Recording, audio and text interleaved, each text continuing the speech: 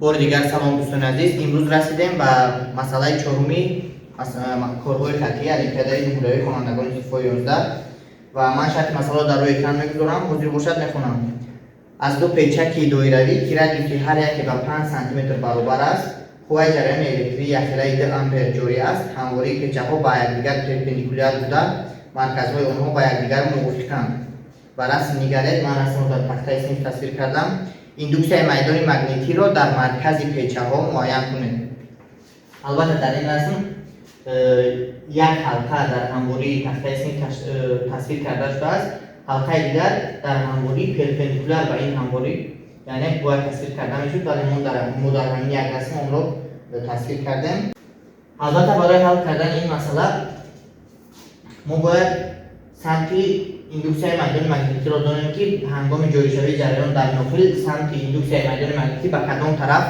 سمت دارد و اینچنین انا همین فرمولای به ایندوکسیون میدان مگنیتی در مرکز حلقه بین برابر است و میو نول ای تقسیم 2 را باید از یاد دانیم. ولی برای پورتر فهمیدن چنین مسئله ها، یعنی مسئله هایی که در آنها ایندوکسیون میدان مگنیتی پیدا کرده می شوند، در اینجا با ما قانون بیوساور لپلاس لازم می شود که در کتاب های مکتبی آورده نشده است، ولی در اصل همین فرمولایی که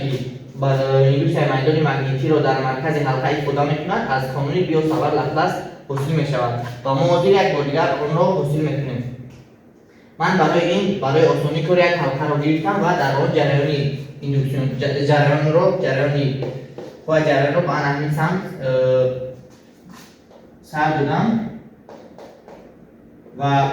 البته برای معاین کردن سمت جریان در سمت ایندوکسیون میدان مگنیتی که در اطراف ناقل حاصل می شود، ما از قاعده دست راست استفاده می‌بریم، یعنی همون سمت انگشت کلانی را به سمت جریان روانه کرده، سمت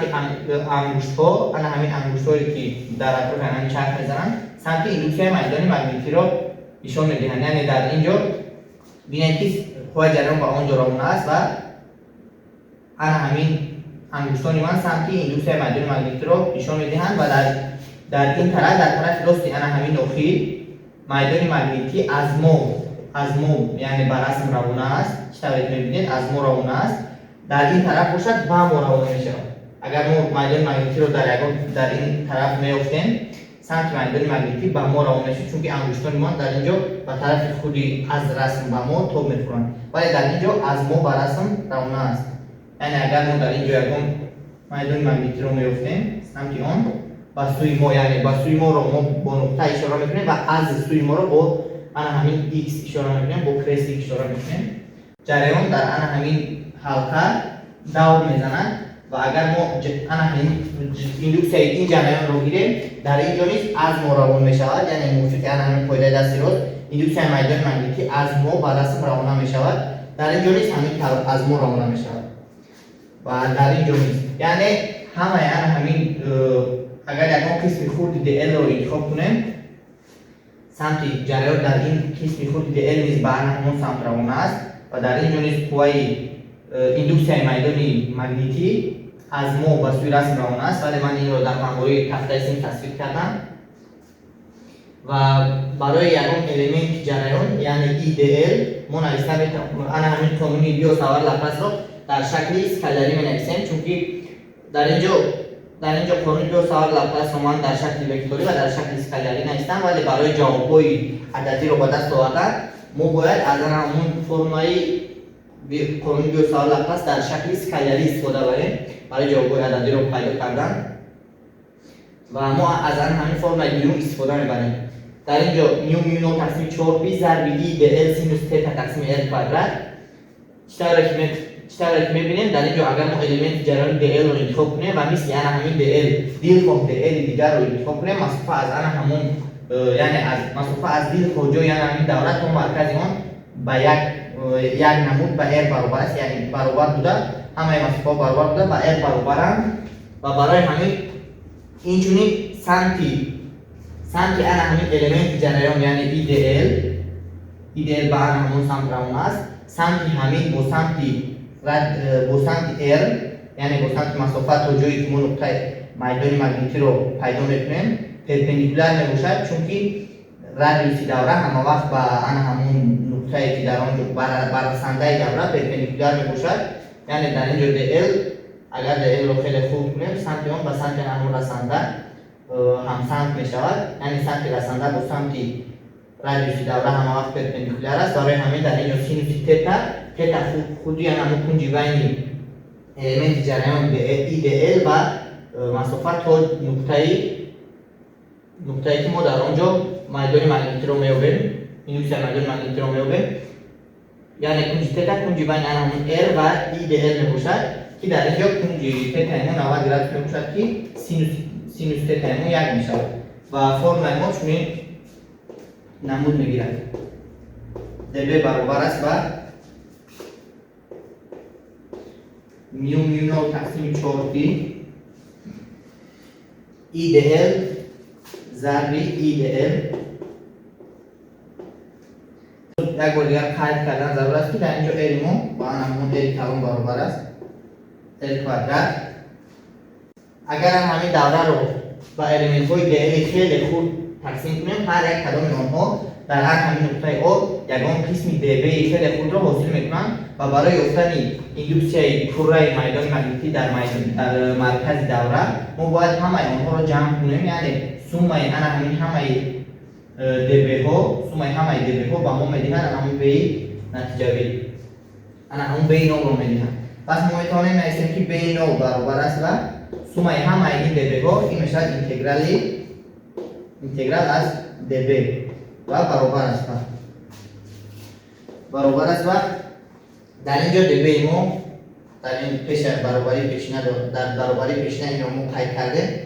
و همین نویسیم. در اینجا ببینید که میو نو تقسیم 4p و R کوادرات همه اینها دایمی میباشند. اینها از علامت اینتگرال میبرند. میو نو تقسیم 4p ای رو هم میبریم از علامت اینتگرال، R کوادرات هم میبریم و در داخل اینتگرال تنها DL میمونه. DL موافق فرمول جیومتری ما میدونیم که DL برابر است با R د الفا. یعنی این فرمول از همون فرمول دوره میباشد که درازی کمونی دوره نسبت درازی کمونی دوره بر رادیوسیون این همون کنجی میشد که کمون دوره اشغال کرده است نسبت مرکز دوره. یعنی DL تقسیم R برابر د الفا یا اینکه DL برابر R د الفا. پس در اینجا در جای DL من میتونم در فرمول بنویسم که در جای DL من میتونم نویسم که R د الفا و در اینجا چطور میبینید تغییر کننده ما الفا شد و الفا ما وقتی ما از اینجا شروع میکنیم اگر ما اینجا رو نو گیریم و هنگامی تمام یعنی یک دوره یعنی 360 گراد میشود یا اینکه 2p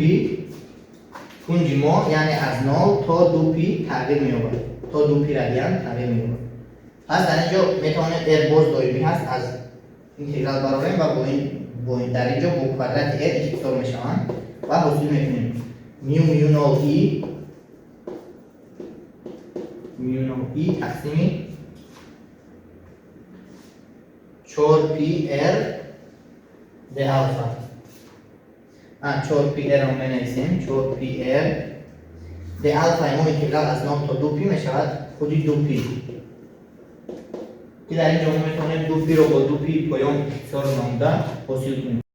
یعنی فرمول میباشد که همون در مرکز الفا ایندوکسیون حاصل میشود. اکنون در اینجا ببینید که جریان در رسم گذاشته است از هموری یعنی از ما به هموری رسم یکم B1 رو حاصل میکند. فرض کردیم B1 و خود همین حلقه دیگر که به این حلقه پرپندیکولار است این حلقه یکم ایندوکسیون B2 رو حاصل میکند. ببینید که سمت آن با پایان آن است و همین ایندوکسیون B2 میباشد یکم ایندوکسیون B2 رو حاصل میکند که در نتیجه شاید میدونم B1 و B2 با همدیگر پرپندیکولار هستند چون که همین خودی حلقه ها با همدیگر پرپندیکولار که هستند B1 و B2 هم با همدیگر پرپندیکولار میشوند و در نتیجه ما B نتیجه رو موافقی تئورم پیتاگور حاصل کردن میتونیم. یعنی B نتیجه برابر است با ریشه کوادراتی از به یک کادرات یعنی به کادرات این تئورم تکرار میشد و به یک و به دو از حساب که رادیوس هر دوی حلقه ها و جریان آنها برابر هستند به یک و به دو مدولا با همون به نول برابر میشن یعنی به نول کوادرات جمع به نول کوادرات که این برابر میشود و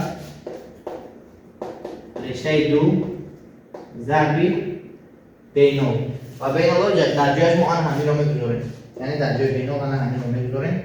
رشته 2 ضرب میو نو ای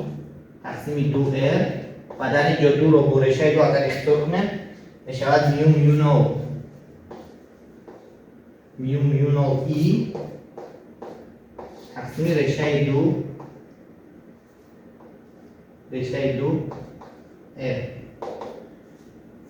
این بود مسئله دومی. مسئله چهارمی الفبای خوانندگان صنف 11 و البته در اینجا میوی ما برابر 1 است درباره میو پیش نمی‌شده است اما اون رو در وقت میگیریم افق‌پذیری مگنیتی رو تقریبا با 1 برابر میگیریم و قیمت‌های عددی رو گذاشتن میتوانید قیمت عددی جواب این مسئله رو حاصل کنیم.